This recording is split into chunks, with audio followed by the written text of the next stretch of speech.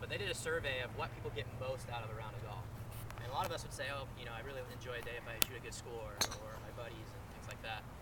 But camaraderie was probably second on the list, just being outside and with your friends. Score was probably fourth or fifth, and ball contact was number one. Okay? I get the most enjoyment out of my day, even if I shoot 200, if I hit the ball really solidly. And throughout our day here, we want to try to help you do that, because if you can hit the ball solid, you're going to hit it far. Okay? You're going to compress it. And then from there, if you're doing those two things right, the accuracy part is pretty easy to fix. Okay? I want to further go off your question, just going the next joint up. The next joint up is going to be the knee, well actually the ankle. We'll talk about that in greater detail, but the knee is actually going to go through a bit of external rotation, rotating away from the center line. What's going to happen is that's going to keep this lower part actually kind of keeping a little bit more stable. The next big feeling that we should, if we might feel, is right back here. It's a massive rubber band that has very short connection points.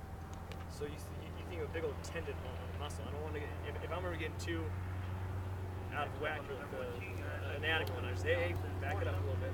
But there's not a long tendon base. Tendon is bicep, you got a big tendon here, you got a huge tendon on the side of your leg, ever trying to sort that out. The butt really has no tendons. I mean, it does, it's very, very small, so it doesn't take much for that sucker to really stretch out. When it does really stretch out, it's going to snap back very, very fast. A lot of the time is we don't want to see the knee going way out with the hip. We want to see this femur bone. We want to see this femur relatively staying somewhat still. It's going to get a little bit out there. We want the hips to go much, much more.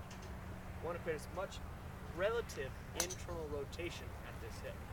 Funny thing is, we're actually, if you think about it, if we go out and my knee goes out with it, there's really no rotation that happened here at this joint. So as Michael's doing this, why don't you guys try to feel what he's describing? It's really important to build up the awareness of what he's talking about. If you can't identify certain body parts, it's going to make our jobs a little more difficult. So, real quick, let's just get sloppy.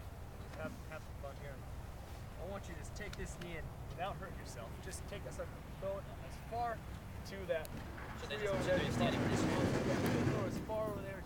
Get out there as far as you can. Does everybody stand straight? Yeah. And let's rotate it big time. Let's look at that right. So without the knee flaring out, right? Right. Yeah, so look at it. Everyone's up on their side of their toe. Let's do that exact same thing, and let's do your best to keep that knee bent. And rotate and look up at that hill.